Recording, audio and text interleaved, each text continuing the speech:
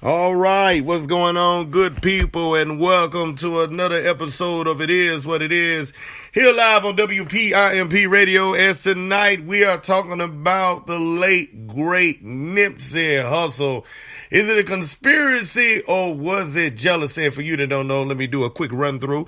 We're talking about the rapper Nipsey Hussle that was murdered in front of his store Marathon. Why I come to find out now, he was trying to help out a guy get some clothes. The only reason he was there to help out a guy to give him some clothes that was recently released from the pen doing a 24-year bit. Yeah, I'm kind of glad we put it off for a little while because we had a lot of storms down this way. And then we still trying to get this stuff together down here. We got the equipment together with Band-Aids, but we going to make this show happen, goddammit. You know, I'm also kind of glad that we had to wait an extra week because it let some more information come out. That first I was leaning toward the jealousy, I must say. I really was. I was leaning toward, because you know there's so many hating people out there in the world today. They just see what you got and want to, either make a name for themselves, take it, key over it, whatever. It just, you can't pull sense out of it. I don't care how hard you try. And I was really leaning toward that way, but now that a lot of more information came out, things he was doing in the community, moves he was trying to make, and then the guy's actually saying it. You know, at first I really thought he was full of shit. He just saying something to get off. But it's a lot of little things that's looking a little suspicious. So now, because of the recent things that's been said and things that have been brought up, I am leaning more toward the conspiracy. Because you know one thing in this society, in the Trump era, that people hate to see, and there's a black man doing great things. I will say that. Go on record. Write it down. Take a picture. I don't give a fuck. It is what it is, people. But what you think on it there, Hood? Because I think we might be, well, I don't know you until you say it. What you think? Well, you know, I think because I know the history of Nipsey Hussle, California is a place that I frequent, at least every other year, I'm in California. Nipsey Hussle was, although he was a celebrity, he also had community ties from belonging to, like the rolling 60s when he was a teenager. But at the same time, you can't judge a book by its cover.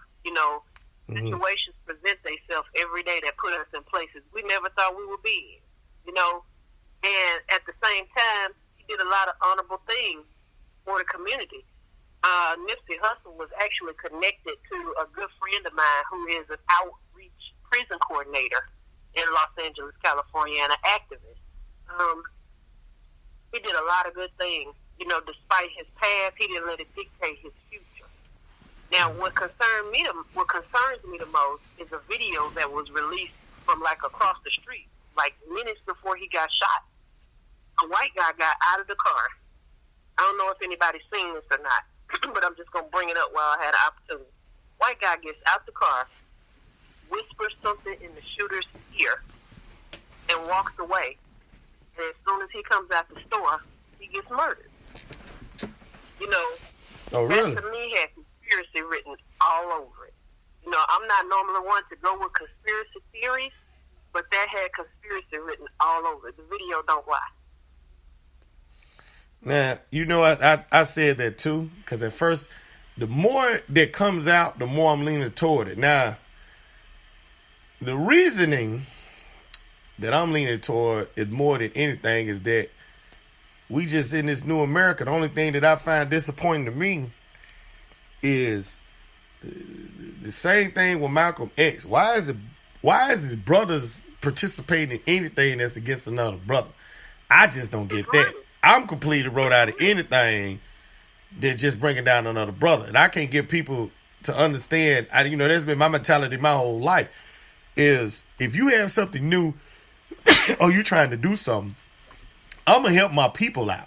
Most definite. You know what I'm saying? That's going to happen regardless. And I'm damn sure not going to contribute to your downfall. And if you're a brother and you're trying to do something, you're trying to do well.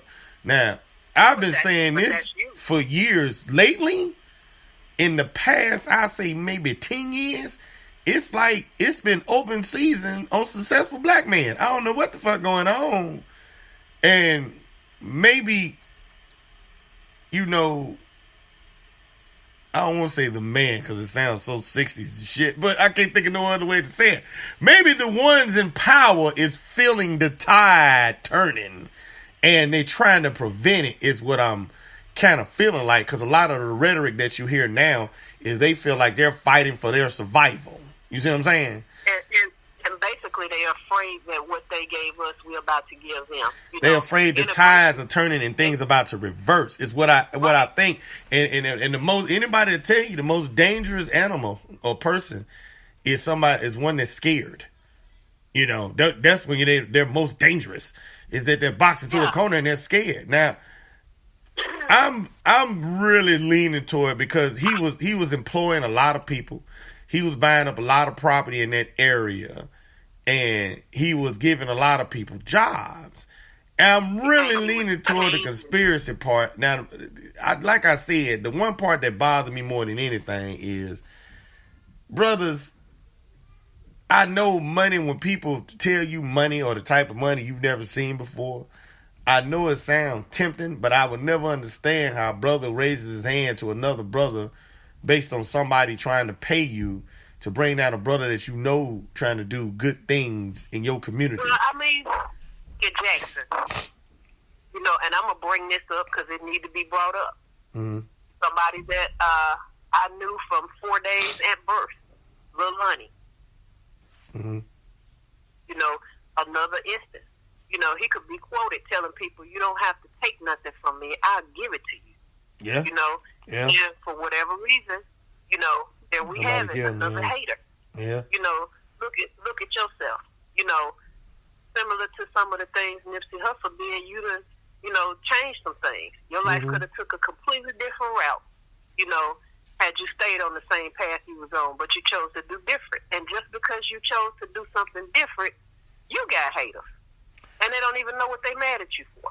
You know what? And the killing thing is, I have more people hating me now than when I was doing some fucked up shit. You know what I'm saying? So it was like they were loving me more when I was doing fucked up shit. You know what I mean? So you understand where I'm coming from then. Yeah. Same thing with me.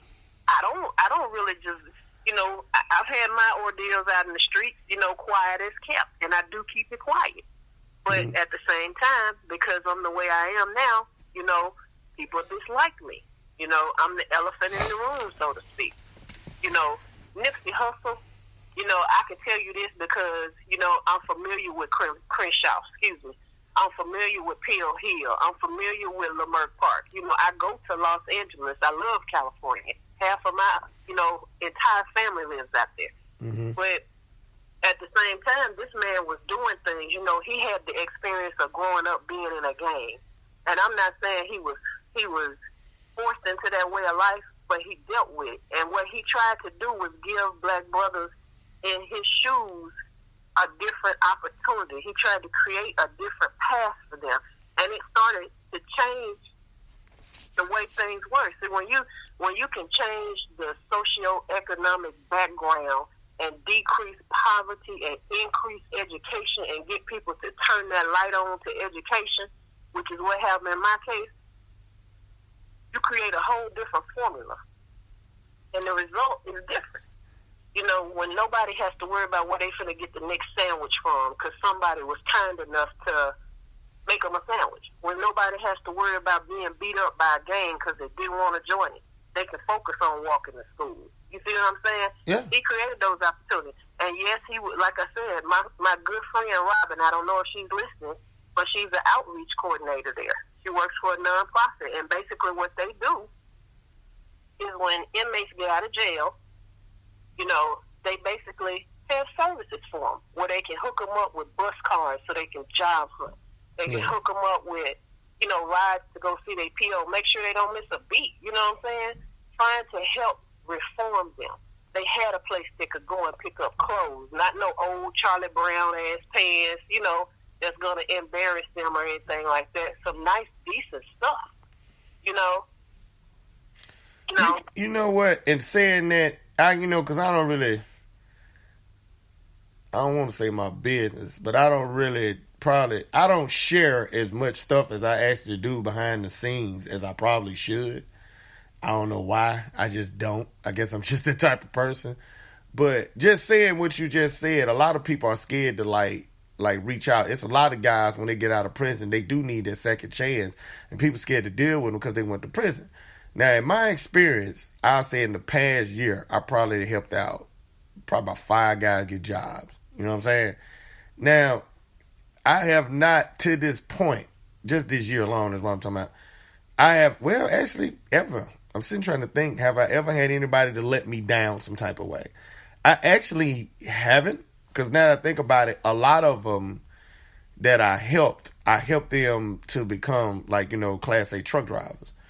And they all sent me either an email of them doing something or a thank you or something or a text or something where they showing me once they get the job what they're doing, say I thank you and I appreciate it. Because I always take it as far as, I own businesses and whatnot. So I tell them that, when I find them a job or somewhere they work, if you tell them to call me, I'll be your professional reference. Because I know how to, as they say, turn on my white voice. And I kind of can talk, impress the people, whoever they're trying to get a job from. And the last person I did it for, he was in jail for, I want to say 14 years or 13 or something. It was somewhere up in there. And I helped him get a job, and he actually making a lot of money now. The killing part is, in a lot of situations, like in Nipsey Hussle, and I think he knew that probably because he went through it. In a lot of, and I knew it because I went through it. In a lot of situations, people just need a shot. You know what I'm saying? It's a lot. Don't get me wrong. It ain't gonna be all of them, but more than not, they just need a shot at making decent money. I don't think people really understand how deeply Nipsey Hussle was connected to nonprofit agencies. I know it because my friend worked with him on coordinating things for people who were being released from lengthy prison sentences. Mm-hmm. California is a reform state. Unlike a lot of states in this country, California is a reform state. Mm-hmm. And, that man could have took I think the name of his store is Marathon, if I'm not mistaken, and it's over in South Central. Mm-hmm. And he was somebody that you could just walk up and talk to. You didn't have to have no appointment. Think about this. We got representatives right now that we vote for and put in office. In other words, we give them their jobs to represent us, and we have to have appointments just to walk up and say hello. Yeah. You didn't have to have no appointment with him. He was he was the type of person that if you needed something or you seen him, you could wave at him and continue shopping. He just fit in. You know what I'm saying? Mm-hmm. You wasn't going to feel like you was in danger or threatened or none of that. You wasn't going to come around there with that bullshit either. But, at the same time, he provided opportunities. He was an essential component of the reform that's taking place in Los Angeles. Los Angeles is home to Compton, and a whole lot of other communities who used to do real bad, back in the day with Eazy-E and all that. Everything you seen on TV about L.A. and in the movies, it was just about truth. But when black people are given an opportunity, and I think this is what he understood from his experience growing up, I think it's what Lil Ronnie, was privy to, understanding being from an underprivileged neighborhood. I think it's what there was another rapper in Baton Rouge, Louisiana, Nipsey, and a couple of others. Same thing with Martin Luther King and Malcolm X. When they understand and they're privy to the fact that we're born as black people at a disadvantage, even the very area code that we're born in puts us at a disadvantage. Yeah. And they try to create, and they try to change the demographics for their community and create a new socioeconomic background for us. Socioeconomic doesn't necessarily mean I'm handing you hundreds of dollars, but I'm presenting you with knowledge and facts to change paths. Mm-hmm. Approach what it is you're trying to do in a different manner, and you see that the outcome will be what you're trying to get, but the situation will be different. You'll be enlightened. And when you have somebody that tries to present that, what happens is foolery. You have a bunch